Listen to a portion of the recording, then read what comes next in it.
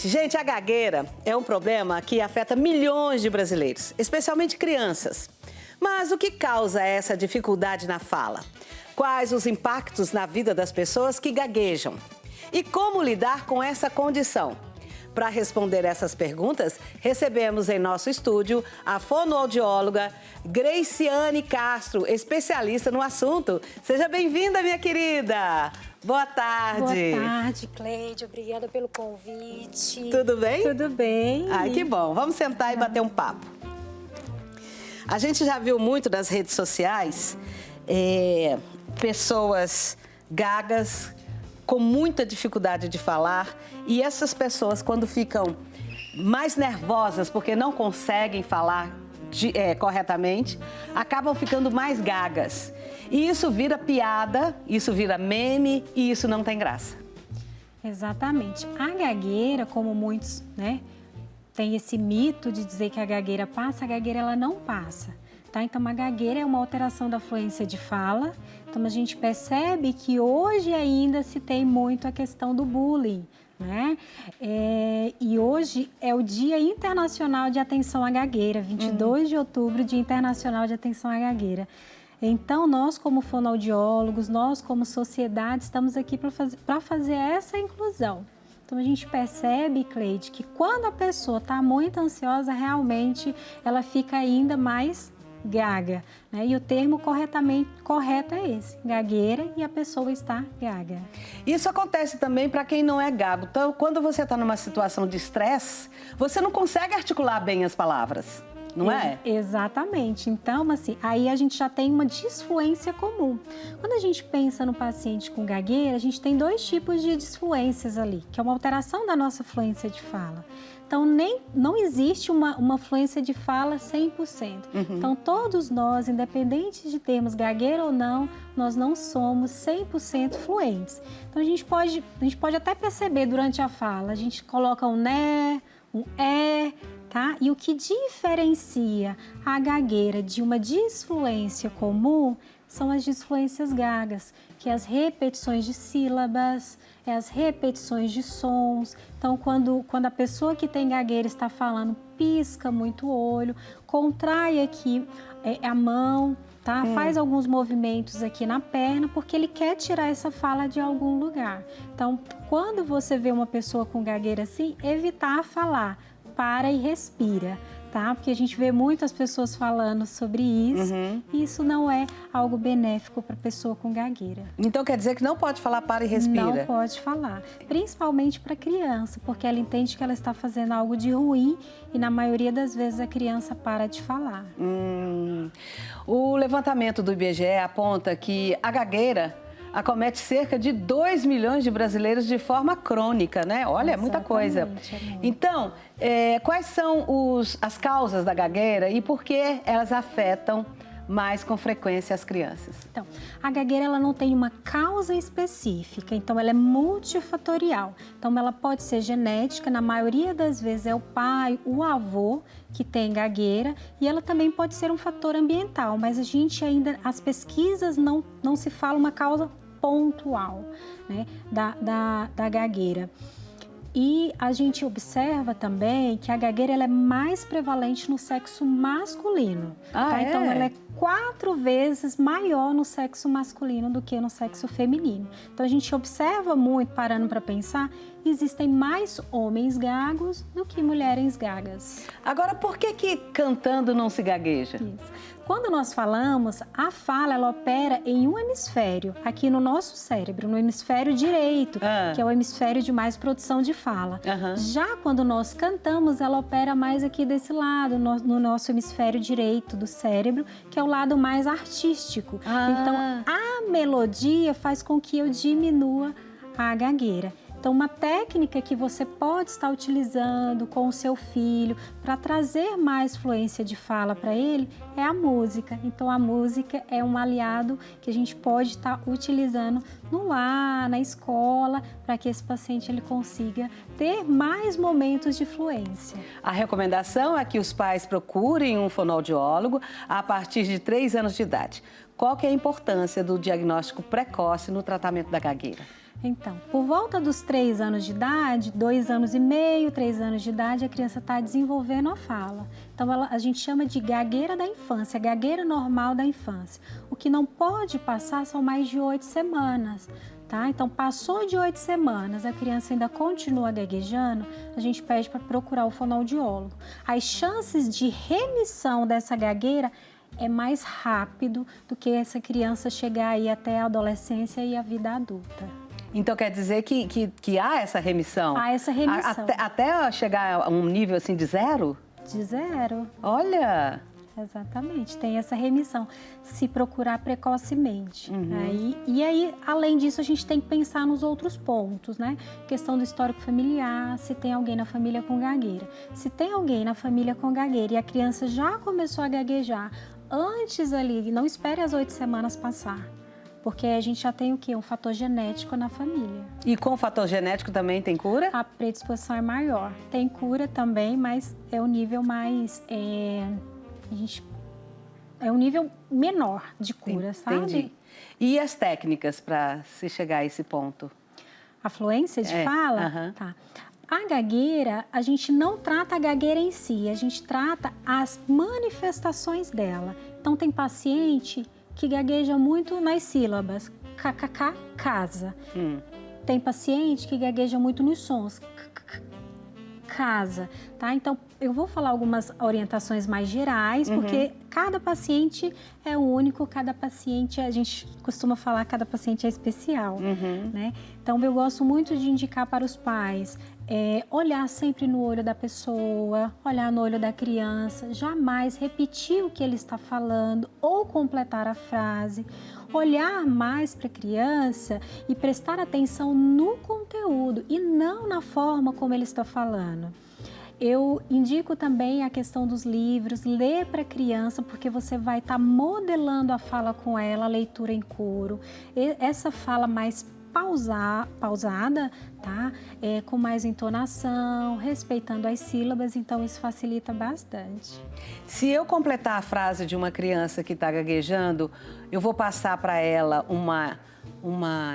eu diria, uma falta de paciência. Isso. E vou passar para ela até uma repulsa. Eu posso fazer isso? Isso, uma insegurança. Então, ela vai entender, ela não quer me ouvir, então eu vou deixar ela falar mesmo, ela está me completando. Então, não está dando atenção para o que ele quer falar. E eu sempre peço para os pais, por exemplo, quando a criança está na escola, chegou, não fazer perguntas longas. Como foi a aula? Qual foi o lanche? Fazer uma pergunta de cada vez, para que ele tenha tempo de programar para poder passar essa mensagem para você. Então, os exercícios de fonoaudiologia vai fazer com que essa criança comece a programar, aí depois vai emitir o som. Emitir o som, com técnicas de respiração, com técnicas de prolongamento da frase, tá? Então, por isso que o gago, quando ele canta, ele não gagueja, porque quando nós estamos cantando, as sílabas, elas são mais prolongadas. Então, quanto mais eu prolongo a minha fala, melhor. E aí a gente vai fazendo uns ajustes para não ficar algo tão robô, né? Uma fala tão de robô. O exemplo que você deu de casa, se essa criança falar, programar para falar e falar num tom assim melódico, casa, aí sai? Isso, aí sai. E isso pode acabar sendo um exercício e se adaptando a uma normalidade? A uma normalidade. O que a gente tem que pensar é que a gagueira ela não tem cura, tá? A gagueira ela tem tratamento e hoje tem pessoas com gagueira que você nem percebe. Só que vai ter momentos que ainda não se sabe o porquê que essa criança ela vai estar mais gaga ou menos gaga. Tá? Então, tem momentos em que você vai perceber. Então, nossa, essa semana meu filho está gaguejando muito. Nossa, mas semana passada ele não estava gaguejando assim. Tá? Então, isso é É uma condição da gagueira. Tem momentos em que ele vai estar melhor, tem momentos que ele não vai estar tão melhor assim. Você falou em hereditariedade, falou também de causas ambientais? Exatamente. Quais são essas causas? Então, as causas ambientais que nós temos, a gente não entra com o fator psicológico aí. A gagueira, ela não é psicológica, mas ela tem um fator que nós chamamos de quando a criança está muito nervosa, por exemplo, na hora de falar, baixa autoestima. Então, a gente junto ali com o psicólogo, a gente vai trabalhando essa questão da autoestima com ele também. A gagueira, ela pode ser, como é que a gente fala, um ganho secundário? Tipo assim, quando eu não quero falar, não quero emitir opinião, não quero que ninguém me enche a paciência, então eu começo a gaguejar para ficar meio que afastando a pessoa. Existe algum estudo sobre isso? Olha, hoje a gente não sabe, nunca vimos ainda, de não querer falar, de muitas vezes não quer falar por estar nervoso, por estar ansioso, por não querer comunicar. Mas a gente ainda não se sabe. Pode ser que os estudos ainda estejam Pode ser, né? Porque a mente humana, ela é tão maravilhosa, ela fervilha. E tem tantas coisinhas, tantos detalhezinhos que pontuam uma pessoa, que descreve um ser humano, né? E esses fatores, eles são... como é que eu diria? É uma coisa genética mesmo, que cada um tem um DNA e cada um desenvolve alguma coisa que a gente nem pode imaginar que desenvolveria. Mesmo, você vê, tem pais, são 6 filhos, todos criados do mesmo jeito e cada um é diferente. Cada um é diferente, exatamente. E a gagueira no adulto? Esse que nunca foi cuidado? Esse que nunca foi cuidado. É mais difícil, tá? Mas não é impossível. Eu já tive pacientes adultos que a gente conseguiu trazer uma fluência de fala para eles, tá? E aí são umas técnicas que a gente vai utilizando. Por exemplo, já tive paciente em que ele precisava falar ao telefone no trabalho, né? Então, nós treinamos essas técnicas de gagueira com base na manifestação, porque a gagueira, ela se manifesta em diferentes formas, em diferentes indivíduos. Então, a gente trabalha na manifestação da gagueira e aí a gente trabalhou realmente falando ao telefone. Ele no consultório, simulando ali para que ele consiga se programar. Porque a fala, a fala que nós estamos aqui, que não é programada, ela sai com fluência. Mas para o gago, essa fala que nós estamos aqui, ela não sai. Então, ele precisa se programar primeiro, para depois ele começar a falar. Existe gagueira traumática? Existe uma gagueira traumática, se você sofreu algum acidente, se lesionou uma área do cérebro, aí sim a gente tem essa gagueira.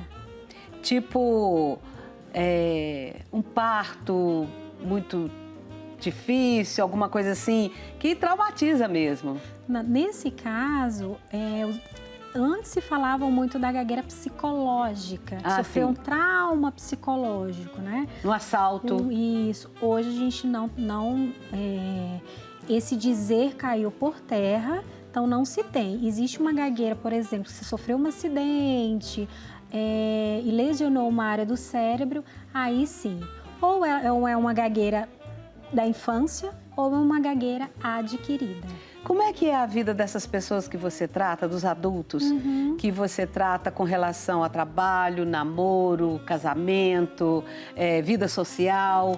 Eles são mais retraídos ou não estão nem aí? Como é que é isso? São pacientes com uma baixa autoestima, por isso que esse dia hoje, o dia de hoje, ele é tão importante, tá? De atenção à gagueira, para nós olharmos o indivíduo como um todo e não olhar a condição que ele tem, né? Então, são pacientes mais tímidos, pacientes que não querem conversar.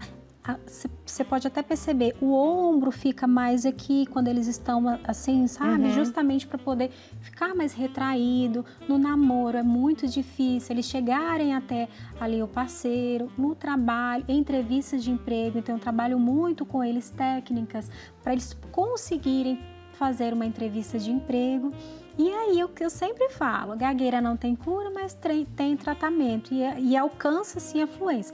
É um período um pouco mais demorado, porque vamos pensar, um adulto de 30 anos vem com uma gagueira desde a infância, é um tempo maior que ele tem esse padrão de fala, tá? Então, para nós chegarmos à fluência após os 30 anos, demora um certo tempo, mas aí ele consegue fazer os ajustes necessários. Não, se demorar aí 2 anos, já está no lucro, né? Exatamente. Porque ficou 30 anos gago, com 2 anos de tratamento, nossa, é rapidíssimo. E para um adulto, a gente tem um fator positivo, porque o adulto ele compreende mais do que uma criança. Sim. Então, por exemplo, eu tenho pacientes mais velhos e tenho um paciente de 4 anos de idade.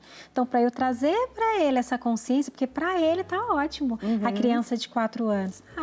Ele não sabe o que é gagueira, para ele tudo bem, mas os pais, né, trazem, explicam pra gente. Mas para o adulto, ele já tem essa consciência, né? Então é mais fácil. E é recomendado que seja também um tratamento multidisciplinar? Psicólogos, até um psiquiatra? Isso. Com medicamento? A gagueira, ela é uma alteração que o fonoaudiólogo deve trabalhar. Então, é uma área fonoaudiológica. Quando eu entro com outros profissionais, geralmente é quando o paciente tem baixa autoestima, depressão, ansiedade. Aí eu vou entrar com outros profissionais não para tratar a gagueira, mas a manifestação que ela está causando, uma ansiedade e uma depressão. Tá? Mas a gagueira ela é de exclusividade do fonoaudiólogo, tá? São 4 anos aí que a gente se debruça em cima desse transtorno para trazer a fluência de fala. E a partir daí, se o paciente precisar de um outro profissional, a gente vai colocando com base nas outras manifestações que ele apresenta. Eu ouvi uma curiosidade sobre os sotaques de cada lugar do Brasil. E eu ouvi folclórico, eu acho que tem embasamento científico nisso, mas ainda não se provou. Que o gaúcho, ele fala meio que pulando, porque ele conversava muito nos caminhos para tanger o gado, para trotar. Então, ele conversava demais com o colega que estava ao lado, pô, bate, tá, e ele fala assim. Sim. Então, assim, pelo jeito que fala, parece que é isso mesmo. Como tem também aqui o goiano que fala desse jeito, e tem um motivo pelo qual ele fala assim. O carioca que puxa o S, quando ele fala amigos, aí a gente imagina que seja do on. Isso aí veio de Portugal, do pois. Sim. Não é? Então, tudo tem um motivo. Tudo tem Aí eu te pergunto, um tratamento com animal, porque eu já vi tanto sucesso de ecoterapia. Ecoterapia. Que ajudou tanta criança, que desenvolveu de uma maneira tão rápida. Existe algum estudo sobre isso? Existe estudos, não na gagueira em si, mas nas alterações de fala, tá? Paciente que teve um atraso de fala, teve um atraso de linguagem. Então, o andar do cavalo, ele promove sinapses neurais para que esses caminhos de linguagem, esses caminhos da fala sejam mais rápidos, né? Então, a gente tem muitas pesquisas com os animais, com a ecoterapia, com cachorros também, que eles promovem esse ambiente mais acolhedor e a criança se sente mais à vontade para poder comunicar. À vontade e segura, porque o animal dá segurança, né? Dá segurança. Então, por exemplo, eu sou piauiense, então você percebe que minha fala é um pouco mais cantando, uma fala mais prolongada. É né? Verdade. Ai, viva o povo brasileiro, né? Sim. Eu acho a diversidade uma coisa maravilhosa. Há um tempo atrás, gente, eu acho que vocês são bem jovens, não lembram disso, mas tinha uma emissora de TV aqui que quando entrava um jornalista que era do Nordeste, que fosse trabalhar lá no Sul Maravilha, ele tinha que passar por fono para poder tirar o sotaque. Graças a Deus tiraram isso. Viva a diversidade, viva o sotaque. Exatamente. Eu acho lindo todos os sotaques. E eu sou piauiense, fui para Brasília e vim para Goiânia. Então acaba que eu pego um pouquinho de cada, porque eu tenho que reabilitar o paciente na língua não, no sotaque dele. Né? Então eu falo porta, mas o meu paciente fala porta. Né? Então eu tenho que reabilitar ele no sotaque dele. Gente, que rolê, né? Ai, mas é tão bom a profissão, né? Você descobrir, você estudar, você ver no seu paciente a evolução dele e dali você tirar ideias para outro paciente. Exatamente. Isso tudo é embasado cientificamente porque você está ali, junto com o seu paciente. A gente costuma falar que a prática baseada em evidência é a minha prática ali com as evidências dos estudos ali. E o quão bom e quão maravilhoso é você proporcionar a comunicação para um paciente. Ah, é bom Comunicação demais. é tudo, seja ela oral, seja ela escrita. Sem a comunicação, a gente não consegue dizer o que a gente quer, falar sobre nós. Né? Então, eu sou apaixonada pela fonoaudiologia e estou muito feliz de estar aqui hoje com vocês. Agora vamos fugir só um pouquinho, uma última pergunta da gagueira hoje. Uma criança de 4 anos de idade que vive muito na tela e começa a falar uma frase, essa consulta é para mim, tá? Isso, tá. Meu netinho de 4 anos. Pronto. Ele começa a falar uma frase assim, por exemplo, vovó, eu quero um pedaço de queijo. Aí ele quer falar que está dentro da geladeira. Vovó, eu quero um pedaço de queijo para cá. Aí o resto da frase ele não fala. Eu tô desconfiada que ele, como ele tem muito joguinho, e o joguinho é muito... Não tem fala. Não tem fala. O joguinho... Gente, tem até um desenho animado agora da Mônica, que chama Mônica Toy. É tudo vinheta, é tudo sons. Não tem fala, é tudo sons. E eu tô achando que isso não é legal. Não é legal. Ele tem 4 anos completos? Completos. Meses? 3 meses. 3 meses. Então, até 5 anos de idade, a criança tem que estar falando todos os sons da fala, falando frases mais complexas, de 4, 5 palavras, tá? A tela, quando a criança ela está precocemente exposta à tela ela não interage. Na maioria das vezes, principalmente esses desenhinhos assim, sabe? Então, procurar avaliação já, porque já é para ele estar falando corretamente. Agora, se ele trocar, por exemplo, a fala do Cebolinha, em vez de buraco, ele fala buaco, em vez de prato, ele fala pato, ainda assim esse som ainda é esperado para a idade dele. Mas com 4 anos, a criança já deve estar formando principalmente frases simples. Tá? Eu acho bonitinho, às vezes eu acho tão bonitinho, mas eu tenho que corrigir. Fala Sonic, ele, Noniquis. Mas pelo menos o som saiu, né? Isso, exatamente. Eu vou pedir para você voltar aqui outra vez. Muito obrigada, Cleide. Você volta? Carinho, volto sim. Ai, que ótimo. Então, muito obrigada por ter vindo. Imagina. Pai Eterno que te abençoe. Amém.